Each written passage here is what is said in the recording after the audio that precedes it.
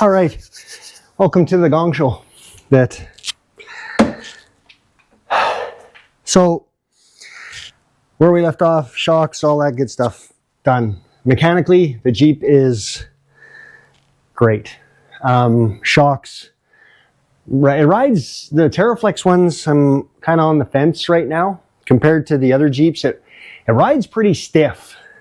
But I'm not too sure if I'm going to equate it to the bigger tires or what, but it kind of jars the kidneys a little bit, which is fine. I mean, it might settle in, lots of new parts. So I'm going to reserve my judgment for a little while. So anyway, that's all good. So mechanically, we are 97% of the way there. The big thing that I got to do today, wheel hubs or wheel bearings, depending on what you want to call them. So these are, the Jeeps are, you know, pretty easy to do in this regard, except opening the box, which seems to require a bachelor's degree of some kind. They're a one-piece unit, and the reason why I did this, and I think I alluded to it in the other video when I did the walk around or whatever. When I got it back from the 4x4 shop, this front tire was ripped off the rig, right? And what it did was it actually bent a couple of the lugs. And I didn't see it before it went to the 4x4 shop, but I'm under the impression that they may have persuaded them straight a little bit to get the rim back on. The bearing itself, they told me was fine. I never checked it, but they said it was good. But once you start messing around with these lugs, you know, bending and straightening, I just don't want to take the chance that they're weakened at all, is the long story short. So, and for the cost of these, for the peace of mind, I mean, it's like $100 for the set for both. And these have probably never been done. 130,000 miles. I'm not averse to knocking it out. And considering they're a one-piece kit, it's literally, what, 3, the big heavy tire, you know, 5 bolts, take the brakes on and off, knock it out, done. So for the ease of it and the peace of mind, I'm just gonna take care of it. So that's that. There's a bunch of other stuff that I kind of did, just tinkering around last week. I ordered all the sound stuff, so that's all here. I ordered the wheel bearings, those are here. I ordered the tonneau cover for the Safari top, which I put on. And I ordered all the bits and pieces that I need. So I can't procrastinate anymore with the excuse of waiting for parts. They're here. So I'm going to go over it kind of in a later video, I think. Might be able to see the shiny new PCM over there. One of the guys commented, or one of the people commented on the last video, the PCM was actually bad. So I'm going to go over that later. And I did do a technical service bulletin fix for the O2 sensors. So anyway, let's get on with today's task, because I got a little bit of energy right now, and it's going to take everything I have to get these tires off and then back on. So let's get cracking. Okay, so I got the tires off, got it jacked up, got the tires off on both sides. I don't have a jack stand on the other side because I have to use the control arm mount to jack it, and there's no place to put it. So I'm not going under the vehicle, so we're fine. First thing I'm gonna do is take the cap off the brake reservoir, because we're gonna be messing with the calipers.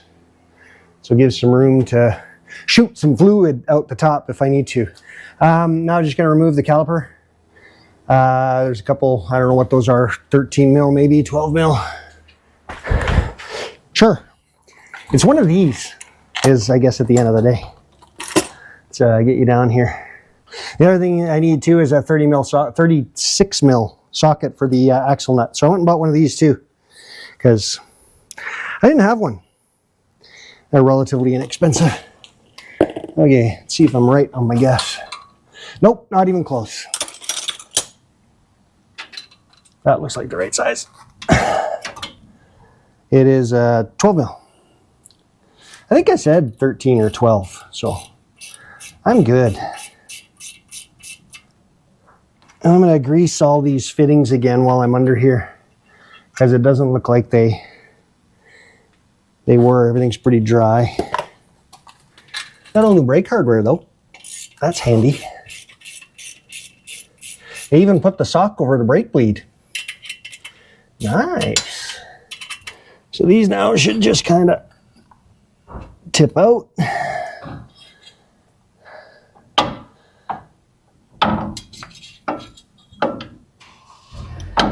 I grab a bungee cord for that. Don't let these brake calipers dangle from the brake line. It's just not healthy. I see a lot of people do it, and I'm just not a big fan. So what we'll do is we'll just secure this up out of the way somewhere handy.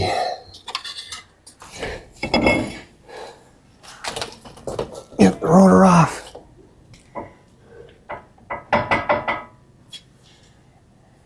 So once we're to this point, the dust shield and everything, this all should come off in one fell swoop. But you can see, here I'll show you up close. These, yeah,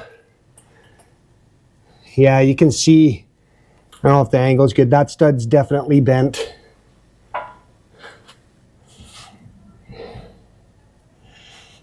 It doesn't look like it's centered in the hole. So, yeah, they're not in the greatest of shape. So we're gonna just, I think I made the right call on this one to get these things changed out. So, okay, so once we get the caliper and everything off, there is the 3 nuts back here. They are a 12 point. I did take one out. That's what it looks like. It's actually a 13 millimeter, but I only have a deep, and it's too deep to get in there. So a 1/2 inch will fit on there. You just gotta persuade it a little bit. So just make sure you don't strip these, because if you do, it is over. Now the axle is going to spin. This nut is torqued to 175 foot-pounds, so it's going to take a little bit to get it loose. So I just got a piece of scrap steel left over from the LJ build from Tanya's when I repaired the bodywork with my exceptional welding skills. Nope. So I got to get this off. I could try the impact, but we're going to use a breaker bar. I think will be the better way to go.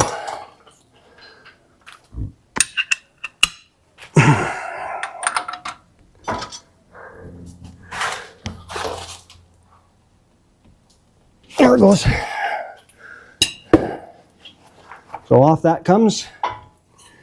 So now this should just slide right off. And there you have it. So there's the old one. And it actually is not loose at all. Like this, the bearing itself is still good, but you know, it goes back to these. Once they're bent, I don't know if these holes get wallered out or anything like that. So I might keep it just as a spare in case something dumb does happen. But I think we're okay. Okay, so now we'll do the same process in reverse. Dust cover ready to go on. We're going to keep this orientated the same way that it was. Looks like this here, so that this opening is towards the caliper. Yeah, there's marks where the bearing was. And then we've got this guy. So these, I got them off Amazon. They're Detroit axle, which were the same as my whatever you call it, joints that I got. So I think it's Detroit, Taiwan, or Detroit, China. Anyway, they'll do the trick. So everything's pre-greased. I don't have to do anything. I'm not gonna, you know, goop anything up. There's no need. And then this just basically slides back on. Get everything all lined up, and it should just kind of push. Once we get it close, start the first bolt through the dust cover, through the bearing slash hub. That one in and get started, making sure they're not cross-threaded, because in this instance, cross threads are not better than no threads. You don't want to cross thread anything. Ever.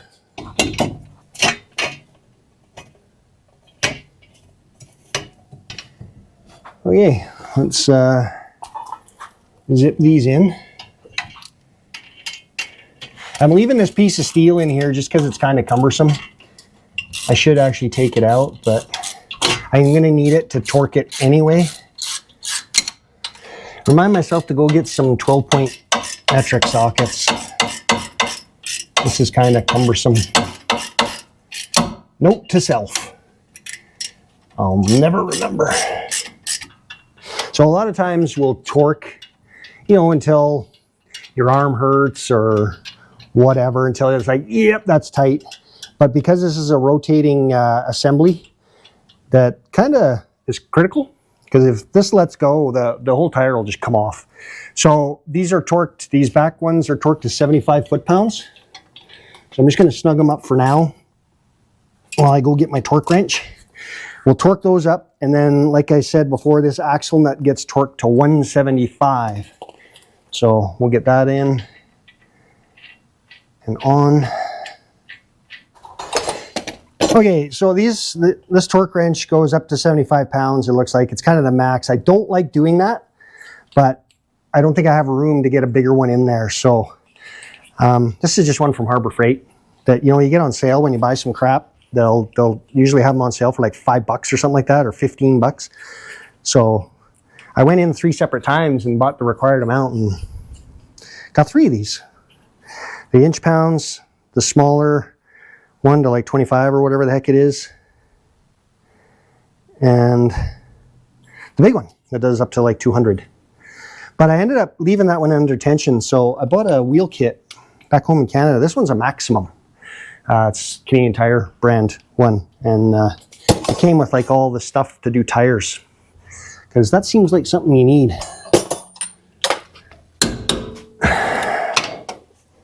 Clicking's good.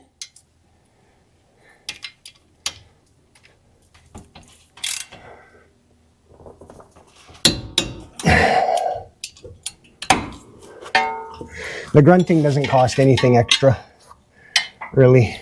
It's just more for my benefit. Makes me feel better. Okay. And nice jerking motion. You know, you don't want to do it smooth. He says sarcastically. Okay, I'm happy. That one's done. So now let's get the big one. So this one is, before I forget, you're buying another torque wrench. Don't leave these under tension. It's not good. Okay, now these ones are 170, but this one is 175. So this one goes all the way up to 250 foot-pounds. I have my glasses on, so bear with me. So there's 170, 2, 4, 5-ish. Okay, that's clicking. Whew. Didn't think that was gonna make it. Scrap. Okay, wafer washer, nut, and cotter pin. I should probably go get a pair of needle nose pliers. That's a long walk. I think I can do it. You can do it!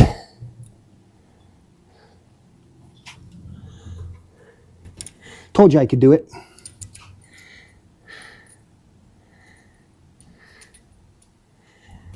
Hold that in. And bend this around like so.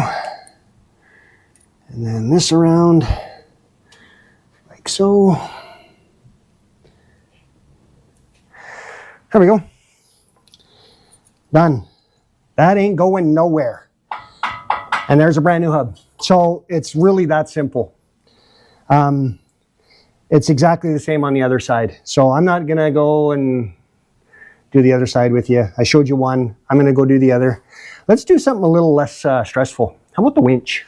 I bought a new winch controller because I couldn't find the one that came with the Jeep, or that's supposed to come with that winch. It's a Chicago Electric.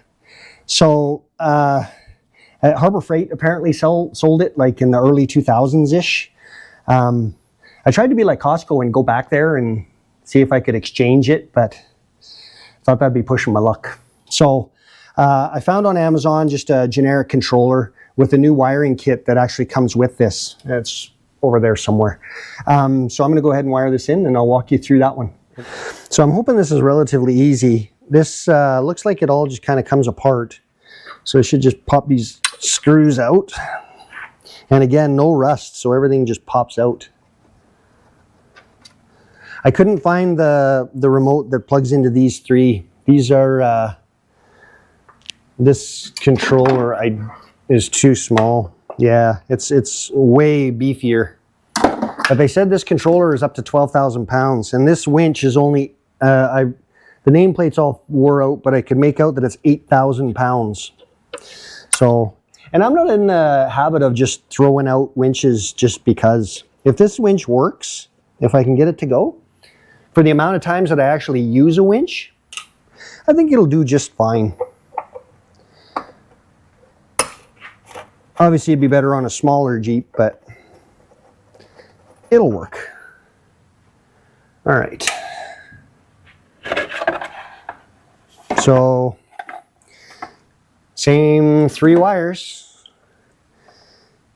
Yellow, blue, red. Yeah. I think we can make this work. Obviously the ground. So the red, oh, the things are a bit different. Is that blue? Spade. I don't know. Let's get this out.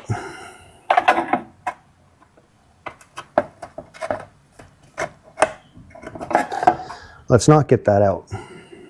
Let's go grab a little wrench. And because this is an American winch, it's probably going to be 5/16.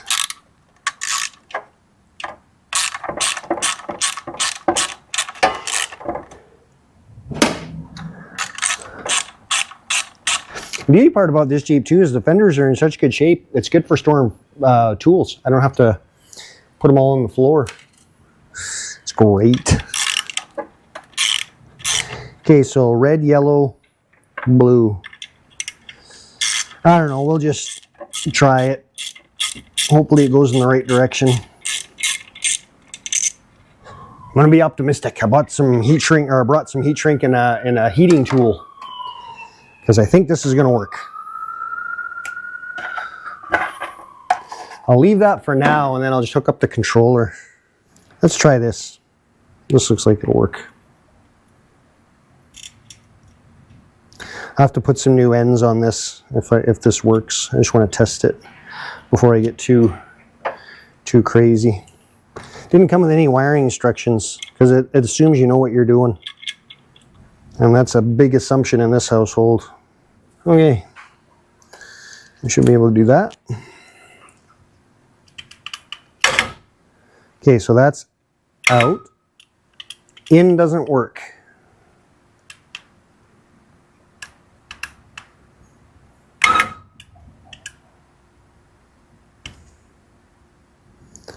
Okay, do I have these backwards, maybe? Hey, look at that. Okay, so this one goes there. Okay, so I just did some kind of process of elimination stuff. It looks like this one is here. This one, the blue goes to the yellow, and then the red goes to this one. Now the winch actually works. So I'm going to wire this all up and clean it up, and then we'll give it a good test run. Okay, so got the new one all in there. Obviously the hole is a lot bigger than what this one is. So I just finished it off with some black RTD. And hey, there's Tanya's back. So So I just cleaned it all up with some black RTV just to kind of waterproof it a little bit, seal it up a bit better, and that all seems to be good. So life is good. Now we'll just wire this up and put it back together. All right, and that is that. So not my best work, but this is about form over function. No, function over form. It works. I didn't want to throw away a perfectly good winch that you know, goes in and out and does winchy things unless I absolutely had to. So for a $24 controller and a little bit, 20 minutes of my time, we are back in business. So what I'll do is I'll just buy a cover for it, like I have on mine and on Tanya's LJ, and this one's done. This is just a little quick one. Little quick wiring thing. Don't be afraid to just try it. You're not going to burn anything up. Worst, it doesn't work. It's DC voltage, especially on a controller. It'll just either ins out, or in will go out, or out will go in, or it'll work the right way. Or it doesn't work at all, and then you just move the wires around. So anyway, that's going to do it. Thanks. See you on the next one.